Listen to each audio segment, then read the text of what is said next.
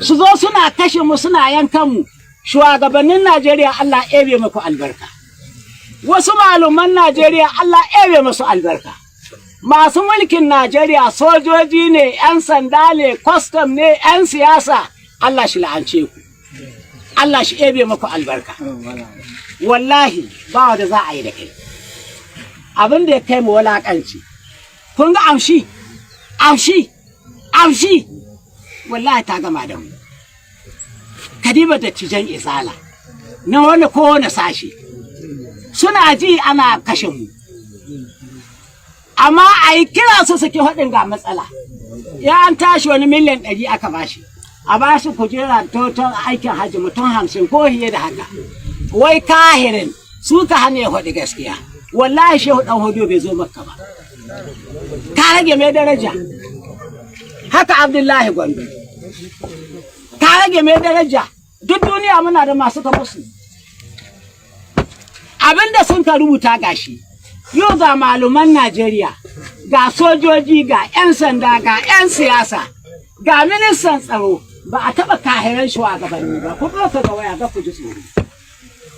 ba a taɓa 'yan iska ba manahikai duk duniya kamar shugabannin Najeriya wallahi ko ƙasashen duniya ba kahirai ba haka kuma Huzaifatu bin Yamani yace za ku wasu shugabanni wallahi duk dukiyar da an gare ku sai sun raba ku da ita duk dukiyar da an gare ku daga zinariya ce doki ne shanu ne awaki ne sai sun haɗa kai duk a sace mama kuɗaɗe kuma abun bakin ciki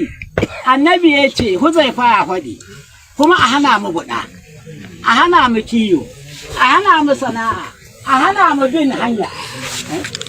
yanzu dan ina tari shege ɗan iska in ki faɗin haka ka ci ubanka in baka mai yankan rago ba Allah ya yi duk ya ka kace ka raba ni da duniya to ai da Allah zan koma Fir'auna da yake ilimi shi a wani abu yan sihiri sun san sihiri suna da wani shugaba har ya makance sai suka ce to ga wata aya ta bayyana duk abin da ka karantar da mu mun yi an yi ta kuwa da farko an yi ta kuwa an yi zata annabi Musa zai cin nasara amma lokacin da annabi Musa ya je sanda kai wallahi duk ta haɗa abin da sun kai kuma ga ta nan kwanci ana kuwa mu mai gida mi kace kun ji biyayya ko in abu ya kiya wanda ya sa abu aka zuwa ya ce to ku diba ku gani duk abin da ta haɗe cikinta ya tashi sun ka ce mai gida bai tashi ba ce ta ku yi saranda ba sihiri ba yanzu inda abu ne